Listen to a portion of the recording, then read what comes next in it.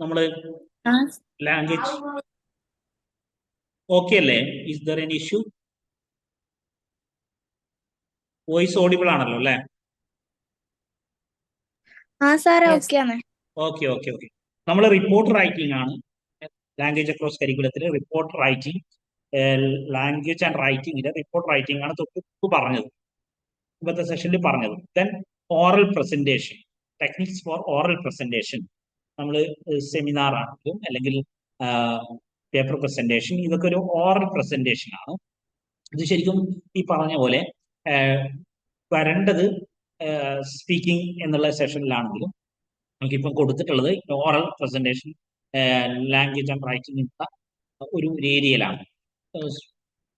നമ്മൾ ഒരു ഓറൽ പ്രസന്റേഷനെ കുറിച്ച് പറയുമ്പോൾ ജനറൽ ആയിട്ട് പറയുന്നതാണ് should be A starting, beginning and body or middle of the presentation, then body of the presentation, then end of the presentation. അതിങ്ങനെ ഒരു ചിലർ പറയും ആസ് എന്താ പറയാ, ഇങ്ങനെ അതിനിങ്ങനെ ഒരു ക്യാരക്ടറൊക്കെ വേണം, ഒരു ഫ്ലോ ഉണ്ടാവണം എന്നൊക്കെ പറയും. ഓക്കെ, എനിവേ നമുക്ക് ഇതിൽ പറഞ്ഞുള്ള പോയിന്റ്സുകളൊന്ന് നോക്കാം. Introduce team members. നമ്മളൊരു ടീമായിട്ടാണ് ഓറൽ പ്രസന്റേഷൻ നടത്തുന്നതെങ്കിൽ ടീമിനെ ഇൻട്രൊഡ്യൂസ് ചെയ്യണം. അല്ലെങ്കിൽ നമ്മൾ ഒരു ഇൻഡിവിജ്വൽ പ്രസന്റേഷൻ ആണെങ്കിൽ ഹൂയിസ് ഉള്ളത് പ്രസന്റ് ചെയ്യണം. Then use visual AIDS like power point, chart etcetera. നമ്മൾ പ്രസന്റേഷൻ ചെയ്യുമ്പോൾ വിഷ്വൽ എയ്ഡ്സ് ഉപയോഗിക്കുക. അത് പവർ പോയിന്റ് ആവാം, ചാർട്ട് ആവാം, ഓർ എനിത്തിങ് എൽസ്. നമുക്ക് എന്ത് ഉപയോഗിക്കാം. കാരണം വിഷ്വൽ എയ്ഡ്സ് യൂസ് ചെയ്യുമ്പോൾ ഒന്നുകൂടി അട്രാക്ഷൻ കിട്ടും എന്നുള്ളതാണ് അതുകൊണ്ടുള്ള ഒരു benefit. Then be familiar with content. നമ്മൾ പറയാൻ പോകുന്ന കണ്ടന്റുമായിട്ട് ഒരു ഫെമിലിയാരിറ്റി ഉണ്ടാവും. Then but notes when necessary. നമ്മൾ ആവശ്യമുള്ള സമയത്ത് നോട്ട്സ് നോക്കുകയാണല്ലോ. Do not read from a script. ഒരു സ്ക്രിപ്റ്റ് ഒന്നും വായിക്കാൻ പാടില്ല എന്നാണ് പറയാം. ഉദാഹരണത്തിന് നമ്മൾ അപ്പൊ അത് പ്രസന്റേഷൻ എന്നതിൽ അപ്പം ഒരു റീഡിംഗ് ആയി മാറും. നമ്മൾ ഈ പേപ്പർ പ്രസന്റേഷൻ, സെമിനാർ പേപ്പർ പ്രസന്റേഷനെ കുറിച്ച് ചിലരെങ്കിലും ധരിച്ചിട്ടുള്ളത് നമ്മൾ എന്തായാലും പേപ്പർ കൃത്യമായിട്ട് നമ്മൾ എഴുതി സബ്മിറ്റ് ചെയ്യണം. അതിന്റെ അർത്ഥം ആ പേപ്പറിൽ നോക്കി വായിക്കണം എന്നല്ല, റീഡ് ചെയ്യണം, ജസ്റ്റ് റീഡ് ചെയ്യണം എന്നല്ല. ഇപ്പൊ നമ്മൾ പറയുന്നത് നമുക്ക് കൃത്യമായിട്ടുള്ള ഒരു റിട്ടൺ ആയി എഴുതിയ ഒരു സ്ട്രക്ചേർഡ് സാധനം ആവണം എന്നുള്ളത് കൊണ്ടാണ് സെമിനാറുകളൊക്കെ ഫസ്റ്റ് നമ്മൾ റിട്ടൺ ആയിട്ട് നൽകാൻ പറയും.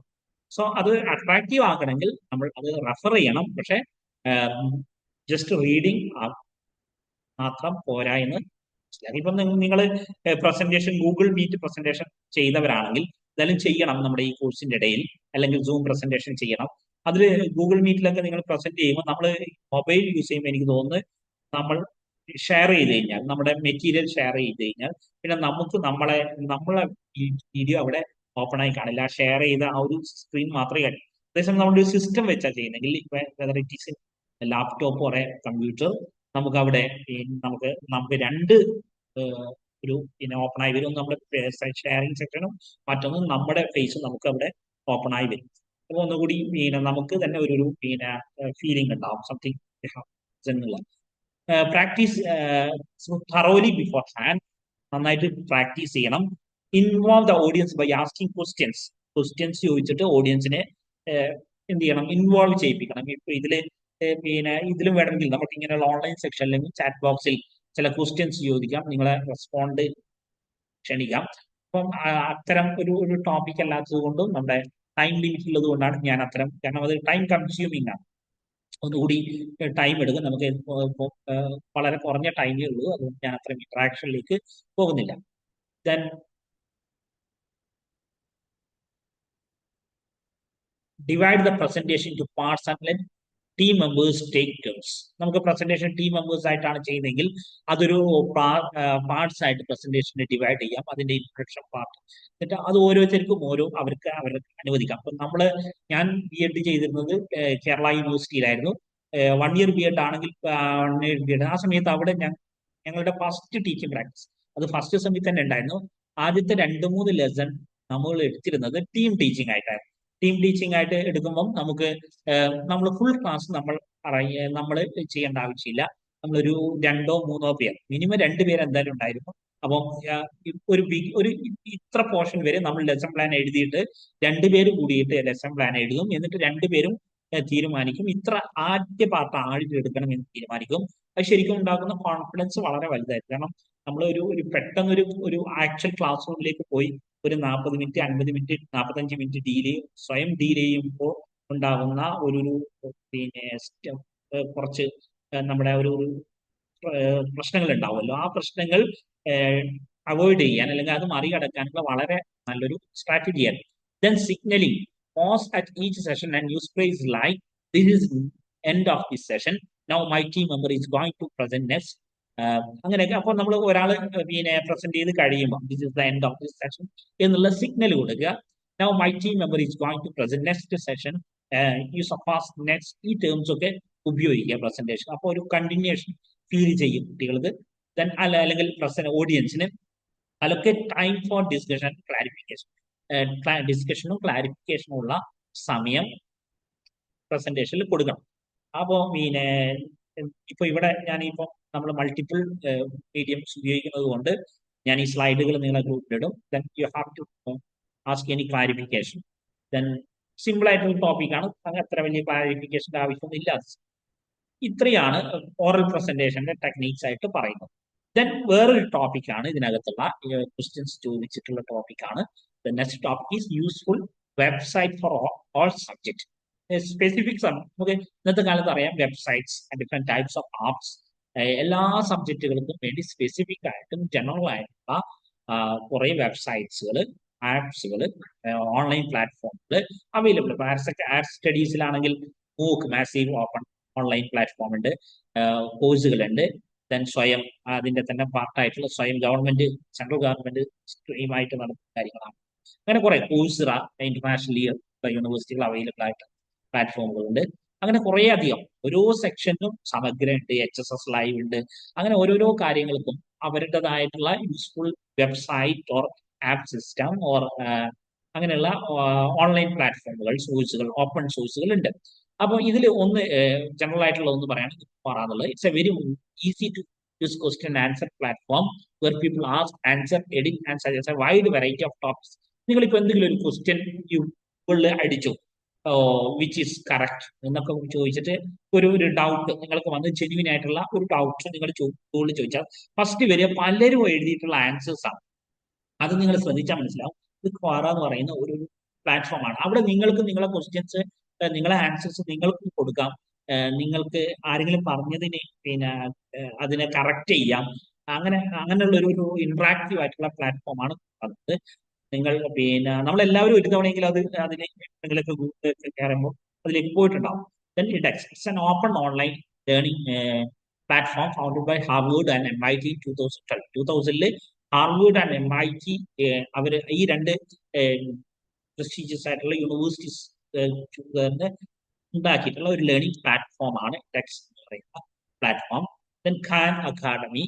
it is aimed to provide free and world-class education for anyone, anywhere. Specialized learning source for all ages. എല്ലാവർക്കുമുള്ള ഒരു പിന്നെ നൽകുന്ന ഒരു വേൾഡ് ക്ലാസ് എഡ്യൂക്കേഷൻ പ്ലാറ്റ്ഫോമാണ്. Then next one, Coursera. Coursera visualize the world where everyone from anywhere can transform their learning by accessing the world best learning experience. ഇതിൽ ശരിക്കും ആ post Covid സമയത്തായിരുന്നു നമ്മുടെ യൂണിവേഴ്സിറ്റികൾക്കൊക്കെ അവർ ഫ്രീ ആയിട്ട് ഈ കോഴ്സുകൾ പിന്നെ ആക്സസിബിൾ ആയിരുന്നു. ഇപ്പോൾ ഒരു 5-6 കോഴ്സ് ഞാൻ ചെയ്തിട്ടുണ്ടായിരുന്നു ഡിഫറെന്റ് ഇന്റർനാഷണൽ യൂണിവേഴ്സിറ്റീസിന്റെ. അപ്പൊ അന്ന് പിന്നെ ഫ്രീ ആയിട്ട് ഈവൻ സർട്ടിഫിക്കറ്റും അവർ പ്രൊവൈഡ് ചെയ്തു. വളരെ വളരെ വളരെ സിമ്പിൾ ആയിട്ടുള്ള, അതേസമയം കുറഞ്ഞ സമയത്തുള്ള വളരെ നല്ല നല്ല ടോക്സ് ഒക്കെ അതിൻ്റെ അകത്ത് അവർ സെറ്റ് ചെയ്തിട്ടുണ്ടായിരുന്നു. കൂടാതെ നല്ല നല്ല materials, then questions, assessment, different assessments, assignments, അങ്ങനെ കുറെ കാര്യങ്ങൾ. ഇപ്പം പിന്നെ പക്ഷെ ഇപ്പൊ നമ്മൾ അതിലേക്ക് ആക്സസ് ചെയ്യാൻ ശ്രമിച്ചാൽ മിക്ക കോഴ്സ് എനിക്ക് തോന്നുന്നു 99% കോഴ്സുകൾക്കും നമുക്ക് ഫീസ് വേണം. ഫീസ് ഇനി അഥവാ ഫ്രീ ആയിട്ടുള്ള കോഴ്സ് ഉണ്ടെങ്കിൽ പോലും സർട്ടിഫിക്കറ്റ് കിട്ടണമെങ്കിൽ ഫീസ് കൊടുക്കേണ്ടി വരും. അപ്പോൾ പക്ഷെ കോവിഡ് കാലത്ത് ഇത് വലിയൊരു പിന്നെ ഓപ്പർച്യൂണിറ്റീസ് ആയിട്ട് എല്ലാവർക്കും ഒരു ഫ്രീ ആയിട്ട് കൊടുത്തിരുന്നു. ഇപ്പം പിന്നെ 100 ഓഫ് കോഴ്സൊക്കെ കംപ്ലീറ്റ് ചെയ്ത ആൾക്കാരൊക്കെ ഉണ്ട്. അപ്പോൾ ആ രീതിയിൽ നമുക്ക് പിന്നെ ഉപയോഗിക്കുന്ന ഒരു സാധനമാണ് കോഴ്സ്. ദെൻ ടീച്ചേഴ്സ് ഇത്രയും കാര്യങ്ങളാണ്. ഇത് പ്രധാനപ്പെട്ട ഒരു 4 മെൻഷൻ ചെയ്തു എന്നേ ഉള്ളൂ. നിങ്ങൾക്ക് അറിയുന്ന അനേകം ആപ്സ് ആൻഡ് വെബ്സൈറ്റ് ഉണ്ടാവാം. ചിലപ്പോൾ നിങ്ങളെ സബ്ജക്ട് സ്പെസിഫിക് ആയിട്ട് ചോദിക്കാം. അത് LAC ചോദിക്കുമ്പോൾ നിങ്ങൾ പിന്നെ ഏത് എഴുതിയാലും മാർക്ക് കിട്ടും. പക്ഷെ ഈവൻ നിങ്ങൾ ഓപ്ഷണൽ പേപ്പറിൽ എപ്പോഴും ഏത് സെമ്മിലും ചോദിക്കാൻ സാധ്യതയുള്ള ഒരു GK പോലെയുള്ള ഒരു സാധനമാണ് ഈ ടോപ്പിക് എന്ന് പറയുന്നത്. നമ്മൾ അറിയുക വേണം, പ്രത്യേകിച്ച് സബ്ജക്ട് സ്പെസിഫിക് ആയിട്ടുള്ളതും ജനറൽ ആയിട്ടുള്ള പ്രധാനപ്പെട്ട കാര്യങ്ങളെ കുറിച്ച് നമുക്കൊരു ധാരണ ഉണ്ടാവും. Then project writing. Project writing അടുത്ത ടോപ്പിക്കായിട്ട് വന്നിട്ടുള്ളത് ഈ പ്രൊജക്ട് റൈറ്റിംഗ്. ഈ എന്താണ് പ്രൊജക്ട് എന്നുള്ളത് നമ്മൾ എല്ലാവരും ചെയ്യുന്ന കാര്യം. അതിൽ ടീച്ചേഴ്സിനുള്ള റോൾ എന്താ? ടീച്ചേഴ്സ് ഒരു project in a project method the role of teacher is performed as guide, friend, working partner and philosopher. ശരിക്കും കുട്ടികൾക്ക് ഒരു ടോപ്പിക് കൊടുക്കുന്നു, എന്നിട്ട് ടീച്ചർ ഇങ്ങനെ വിശ്രമിക്കുന്നു, റെസ്റ്റ് എടുക്കുന്നു എന്നുള്ളതല്ല ഒരു അവിടെ ടീച്ചറുടെ role. The teacher should be there all period of the project writing. അവിടെ മുഴുവനായിട്ട് ടീച്ചേഴ്സ് അവിടെ ഉണ്ടായിരിക്കണം. Then he or she encourage their students to collectively and cooperatively and also help the student to avoid mistakes. കുട്ടികൾ ഓരോ സ്റ്റേജിലും അവരുടെ മിസ്റ്റേക്കുകൾ avoid ചെയ്യാൻ അവരൊന്നിച്ച് ഉണ്ടാവണം. അത് പിന്നെ ചെറിയ കുട്ടികളുടെ ഏജ് വളരെ ചെറുതാണെങ്കിൽ അതിനനുസരിച്ചുള്ള സപ്പോർട്ട്സ് കൊടുക്കേണ്ടി വരും. The major role of a teacher in different stages of a project. അപ്പോൾ ടീച്ചേഴ്സിന്റെ പ്രധാനപ്പെട്ട റോൾ ഡിഫറെന്റ് സ്റ്റേജസ് ഓഫ് പ്രൊജക്ടിന്റെ ഡിഫറെന്റ് സ്റ്റേജ്. പ്രൊജക്ടിന് നമുക്ക് ഒരു 3 സ്റ്റേജ് ആയിട്ട് വേണമെങ്കിൽ പരിഗണിക്കാവുന്നതാണ്. Pre project stage, then while project doing processing stage, then post project stage. ഇങ്ങനെ 3 സ്റ്റേജ് ആയിട്ട് പ്രൊജക്ടിന്റെ ഒരു വർക്കിംഗ് സ്റ്റേജുകളെ മാറ്റിയിട്ടുണ്ട്. Pre project stage, then while project stage, then post project stage. Pre project presentation of list of topic. ഇവിടെ ടീച്ചേഴ്സിന് ചെയ്യാൻ പറ്റുക നമ്മളൊരു ലിസ്റ്റ് ഓഫ് ടോപ്പിക്സ് കൊടുക്കാന്നുള്ളത്. ഇതും ഏജ് ഡിഫറൻസ് അനുസരിച്ച്, സബ്ജക്ട് അനുസരിച്ച് ഇതൊക്കെ വ്യത്യാസം. ചിലപ്പോൾ ചില കുട്ടികൾക്ക് നമ്മൾ സെയിം കൊടുക്കേണ്ടി വരും. ഇപ്പോൾ അതേസമയം ഇപ്പോൾ നമ്മൾ ഫിലോസഫിയിൽ തന്നിരുന്നത് 55 ടോപ്പിക്, അറൌണ്ട് 60 ടോപ്പിക് നമുക്ക് നിങ്ങളോട് സെലക്ട് ചെയ്യാൻ പറഞ്ഞ അതൊരു പിന്നെ പ്രീ പ്രോജക്ട് സ്റ്റേജ് ആണ്. നമ്മൾ അസൈൻമെന്റ് ആണ് ചെയ്തതെങ്കിൽ presentation of a list of topics based on the interest and ability of the students. Based on the interest and ability of the students, അവർക്ക് എന്ത് ചെയ്യാം, അത് ആ രീതിയിലാവാൻ ടോപ്പിക്സ്. അല്ലെങ്കിൽ നമ്മുടെ നീഡ് ഓഫ് ദ കോഴ്സ്, നമ്മൾ ഫിലോസഫി കോണ്ടംപററി തന്നിട്ടുള്ളത് need of the course related ആയിട്ടുള്ള ടോപ്പിക്സ് ആണ്. Then helping in selecting A topic. പിന്നെ ഒരു ടോപ്പിക് സെലക്ട് ചെയ്യാനുള്ള സഹായിക്കുക എന്നുള്ളതാണ്. അത് അതിനകത്ത് തന്നെ കുട്ടികൾക്ക് പിന്നെ കൺഫ്യൂഷൻ ഉണ്ടാവാം, അല്ലെങ്കിൽ ഓവർലാപ്പിംഗ് ഉണ്ടാവാം. അപ്പോൾ ചിലപ്പം ഓവർലാപ്പിംഗ് ഒഴിവാക്കാൻ പറ്റുമെങ്കിൽ അതിനെ ശ്രമിക്കാം. അല്ലെങ്കിൽ ചിലപ്പോൾ ഇനി കൊടുത്ത ടോപ്പിക്ക് തന്നെ അവർക്ക് എങ്ങനെയൊക്കെ മിനിമൈസ് ചെയ്തിട്ട് അതിനൊന്ന് ഈസി ആക്സസ് അവർക്ക് ആക്സസിബിൾ ആക്കാം. ഈ കാര്യങ്ങളൊക്കെ ചെയ്യേണ്ടി വരും. For this a teacher should explain about each of the topic and have the students to take the proper one. കുട്ടിക്ക് യോജിച്ച് ഒന്നെടുക്കാൻ സഹായിക്കാനുള്ളത്. ഇത് ചെറിയ ചെറിയ കാര്യങ്ങൾക്കാവുമ്പോൾ അത്ര വലിയ അതേസമയം നമ്മളൊരു വലിയൊരു റിസർച്ച് പ്രോജക്റ്റ് ആണ്. അപ്പൊ അവിടെ വളരെ വളരെ ഇമ്പോർട്ടന്റ് ആയിട്ടുള്ള ഒരു ഏരിയ ആണ് ഈ ചൂസിങ് എ ടോപ്പിക് എന്നുള്ളത്, അല്ലെങ്കിൽ സെലക്ഷൻ ഓഫ് എ ടോപ്പിക് എന്നുള്ളത്. Then helping in the planning. പിന്നെ ഇതെങ്ങനെ ചെയ്യാം അതിനുള്ള പ്ലാനിങ് കൊടുക്കുക. അത് പിന്നെ ഹാൻഡ്സ് ഓൺ ആയിട്ട് അല്ലെങ്കിൽ ഫീൽഡ് എക്സ്പീരിയൻസ് നടത്താനുണ്ടെങ്കിൽ അതിന്റെ കാര്യങ്ങൾ പറഞ്ഞിട്ടുണ്ട്. എവിടെ നിന്നൊക്കെ റെഫറൻസ് കിട്ടും എന്ന് പറയാം. ഈ കാര്യങ്ങളൊക്കെ ചെയ്തു കൊടുക്കേണ്ട ഒരു സ്റ്റേജ് ആണ് പ്രീ പ്രോജക്ട് സ്റ്റേജ് എന്ന് പറയുന്നത്. Then while project stage, given information on sources. ഒന്നുകൂടി വളരെ കൃത്യമായിട്ടുള്ള ഇൻഫർമേഷൻസ് കുട്ടികൾക്ക് കൊടുക്കുക എന്നുള്ളത്. എവിടെ സെർച്ച് ചെയ്താൽ കിട്ടും എന്നുള്ള, അല്ലെങ്കിൽ എവിടെയൊക്കെ പോയാൽ ഇതിന്റെ ഡാറ്റകൾ കിട്ടും, റെഫറൻസ് എങ്ങനെ നോക്കാം. The teacher should provide advanced information regarding the project group and also provide information about the source. അതുമായി ബന്ധപ്പെട്ട സോഴ്സുകൾ പറഞ്ഞു കൊടുക്കണം. Then clarity. ശരിക്കും ഞാൻ മുമ്പ് ക്ലാസ്സിൽ നിങ്ങളോട് പിന്നെ പറഞ്ഞിട്ടുണ്ടാവും. ശരിക്കും നമ്മൾ ഹു ഇസ് എ സ്കോളർ എന്ന് പറഞ്ഞാൽ, സ്കോളർ ആരാണെന്ന് ചോദിച്ചാൽ one who know the source.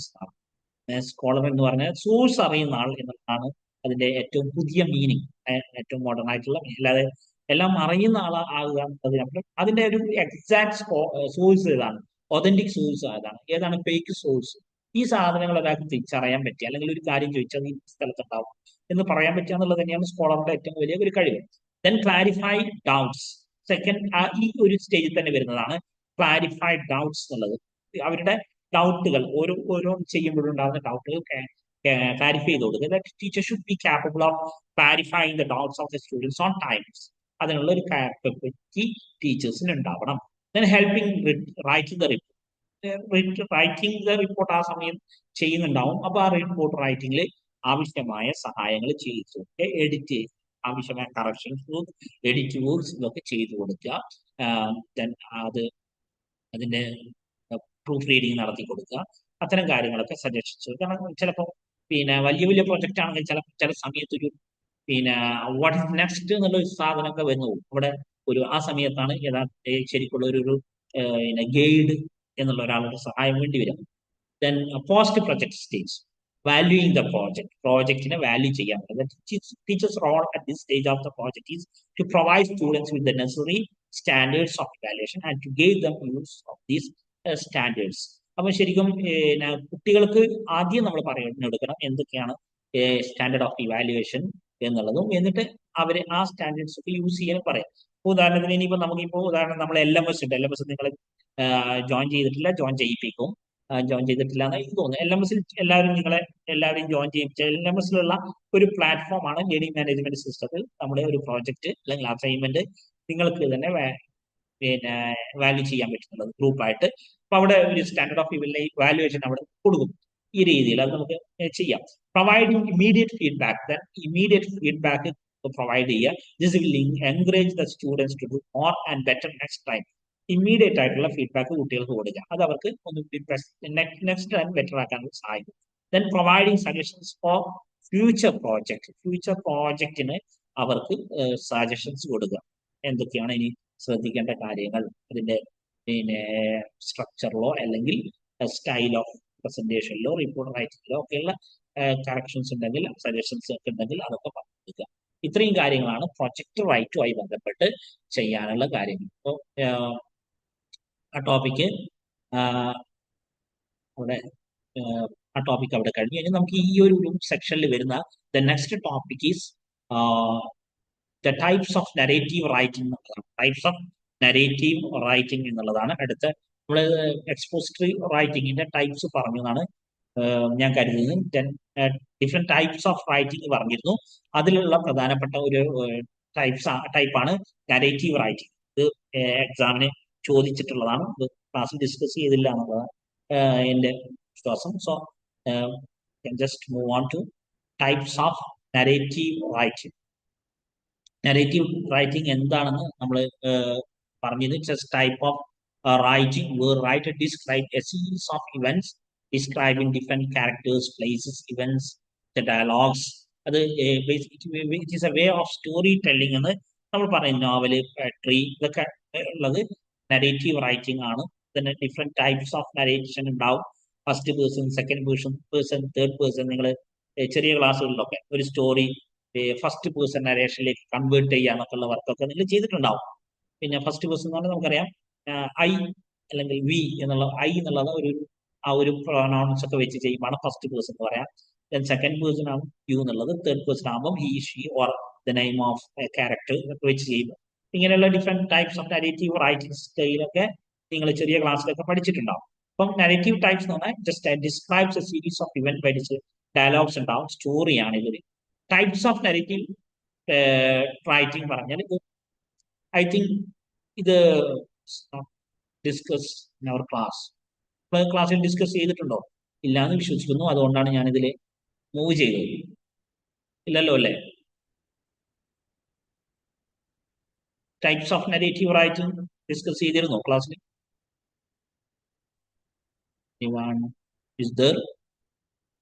Okay. കുറെ ടൈപ്സ് പറഞ്ഞപ്പോൾ ആ ഒരു കൺഫ്യൂസ്ഡ് ആയിരിക്കും ചിലപ്പോൾ. ഏതെല്ലാം anecdotes, autobiography, biography, novel, oral history. ഇതിലെ അനക്ഡോട്ട്സ് എന്താണെന്ന് ഞാൻ കഴിഞ്ഞ ദിവസം ക്ലാസ്സിൽ പറഞ്ഞിരുന്നു എന്നാണ് എനിക്ക് ഓർമ്മ. കാരണം പിന്നെ അത് എക്സാമിന് ഷോർട്ട് ആൻസർ ആയിട്ട് ചോദിച്ചിട്ടുണ്ട്. അനക്ഡോട്ട്സ് എന്നുള്ളത് types of narrative write. Anecdotes, autobiography, biography, novel, oral history ഇതൊക്കെ ഇതിന്റെ ടൈപ്സുകളാണ്. സ്റ്റോറി പറയാം, നോവലില പറയാം, അതൊക്കെ നരേറ്റീവായിട്ട് തന്നെ പറയാം. Anecdote, it's a historical element or an epigram. It's a short and amusing but serious account which depicts a real incident or character.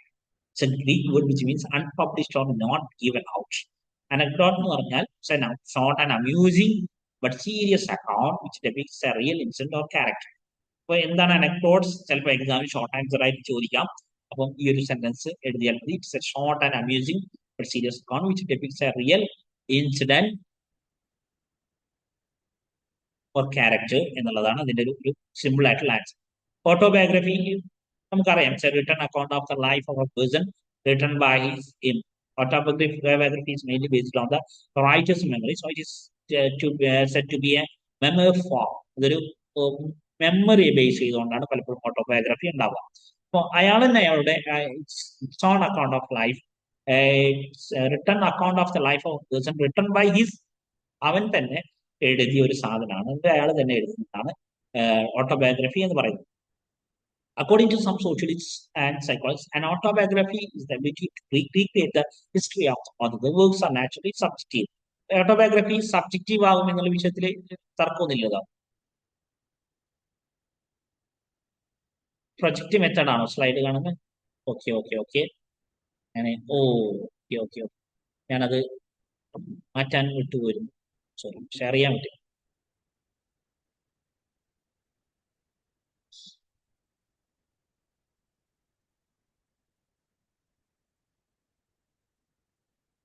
Okay, narrative writing ആണ് നമ്മളിപ്പോൾ പറഞ്ഞു വന്നത്. എന്താണ് നരേറ്റീവ് റൈറ്റിംഗ് എന്നുള്ളത് കഴിഞ്ഞ ക്ലാസ്സിൽ പറഞ്ഞത്. ഇപ്പം കാണുന്നുണ്ട്, സ്ലൈഡ് കാണുന്നുണ്ട്. Types of narrative writing: anecdotes, autobiography, biography, novel or history, story, novella, ഇതൊക്കെ ഉൾപ്പെടുത്താം. അനക്ഡോട്ട്സ്, ഇതില് അനക്ഡോട്ട്സിനെ ഞാൻ ഫസ്റ്റ് പറയുന്നത് ടൈം ഇമ്പോർട്ടൻസ് കൊടുക്കുന്നത് അത് ഒരു പ്രീവിയസ് PYQ ആണ്, അതുകൊണ്ടാണ്.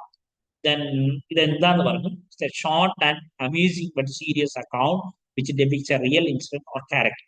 Short and amusing but a serious account which depicts a real incident or character.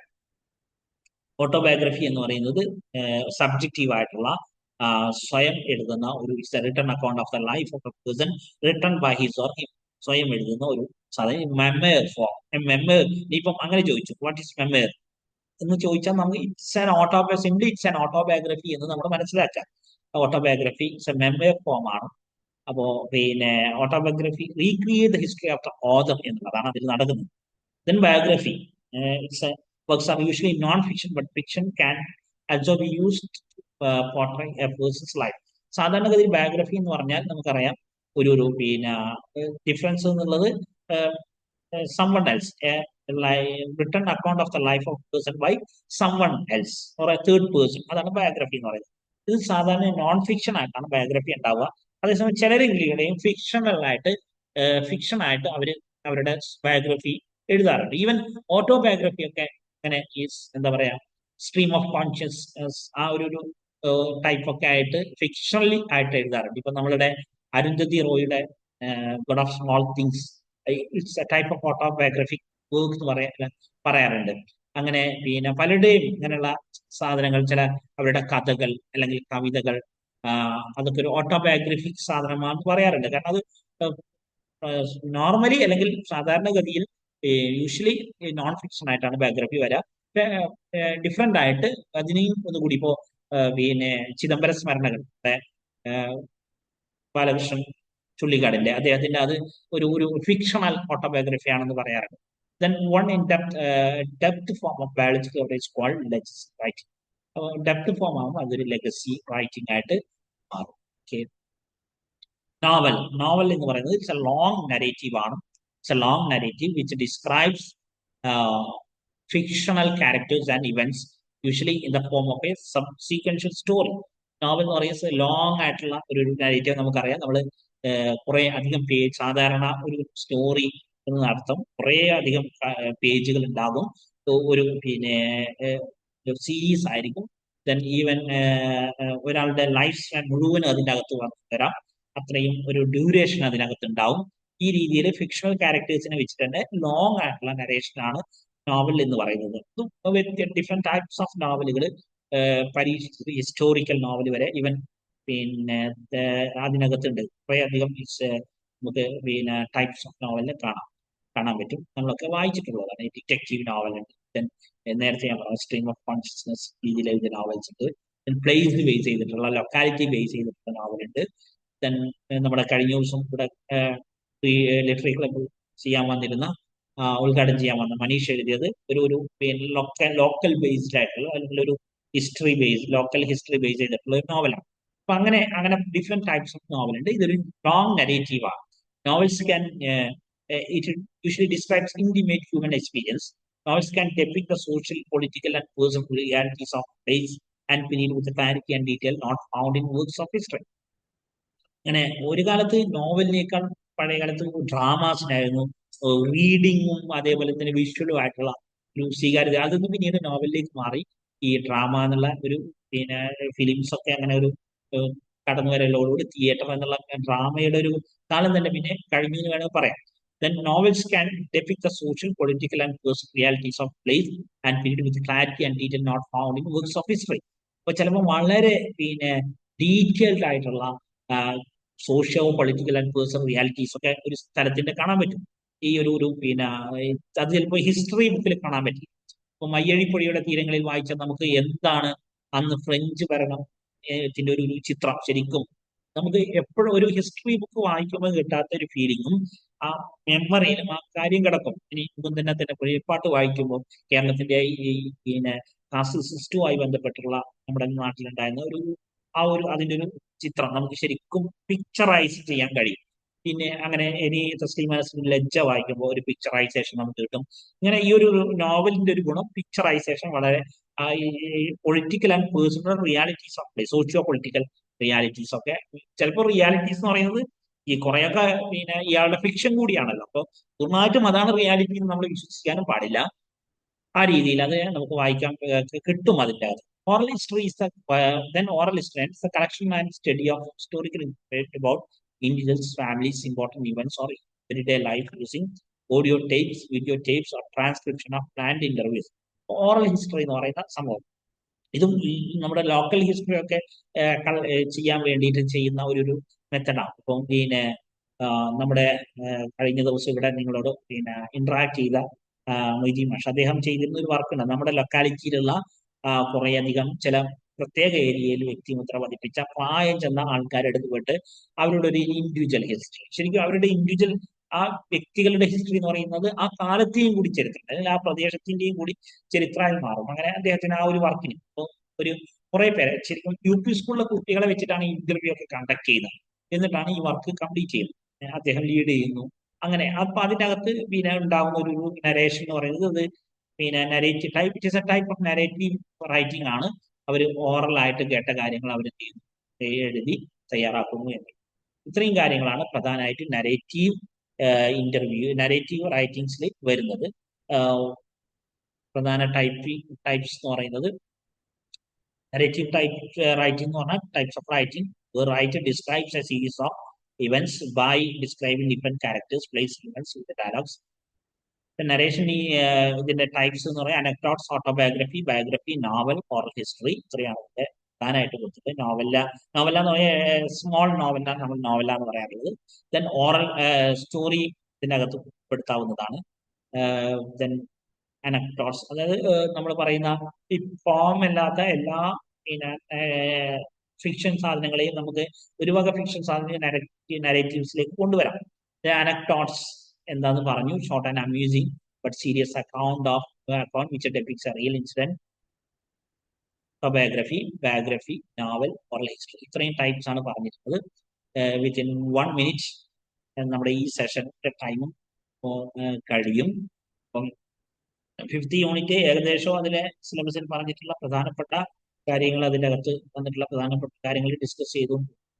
പക്ഷേ ഇനിയിപ്പം നമുക്ക് 4th യൂണിറ്റ് ആണ് കിടക്കുന്നത്. ഇത് പിന്നെ നാളെ ചെയ്യാന്ന് എനിക്ക് തോന്നുന്നു. പിന്നെ എടുക്കണമെങ്കിൽ എടുക്കാവുന്നതാണ്. പിന്നെ ഇതിൽ ഞാൻ പറഞ്ഞ പോലെ പിന്നെ ഇതിൽ സിലബസ് നമുക്കിതിൽ 2-3 ക്വസ്റ്റ്യൻ പേപ്പർ കുറച്ച് ഡിസ്കസ് ചെയ്യാണ്ട് നിങ്ങൾക്ക് ഒന്നുകൂടി ഇപ്പൊ സൈക്കോളജി എന്ന് പറയുന്ന സാധനം വെക്കേഷനിലേക്ക് നിങ്ങൾക്ക് മാറ്റി വെക്കാം. രഹന ടീച്ചറും നെക്സ്റ്റ് ഡേ നിങ്ങൾക്ക് ഫിലോസഫിയിലെ ചില ഏരിയാസ് എടുക്കും. പിന്നെ അങ്ങനെ ഇനി കോണ്ടംപററിയും അതേപോലെ തന്നെ LIC ആണ് ആദ്യ 2 എക്സാംസ്. നമുക്ക് പിന്നെ കുറച്ച് ക്വസ്റ്റ്യൻ പേപ്പർ ഇതിൽ പിന്നെ LICക്ക് നമുക്ക് ചെയ്യാൻ പറ്റും. സിലബസ് ഫസ്റ്റ് പ്രിയോറിറ്റി സിലബസിന് കൊടുത്തിട്ട് സിലബസിലുള്ള കാര്യങ്ങൾ നമ്മളൊന്ന് പിന്നെ ധാരണ ഉണ്ടാക്കുക. ദെൻ നമുക്കൊരു 2 or 3 ഫോർ ഇയേഴ്സിന്റെ സാധ്യമാവുന്ന അത്രയും ഇയേഴ്സിന്റെ ഇവിടുന്ന് അങ്ങോട്ട് ഏറ്റവും ലേറ്റസ്റ്റ് മുതൽ തിരിച്ചങ്ങോട്ടുള്ള ക്വസ്റ്റ്യൻ പേപ്പറും ഒന്ന് സോൾവ് ചെയ്ത് ഒന്ന് ചെക്ക് ചെയ്തിട്ട് പോവാന്നുള്ളത് ഡിസ്കസ് ചെയ്യാന്നുള്ളതാണ്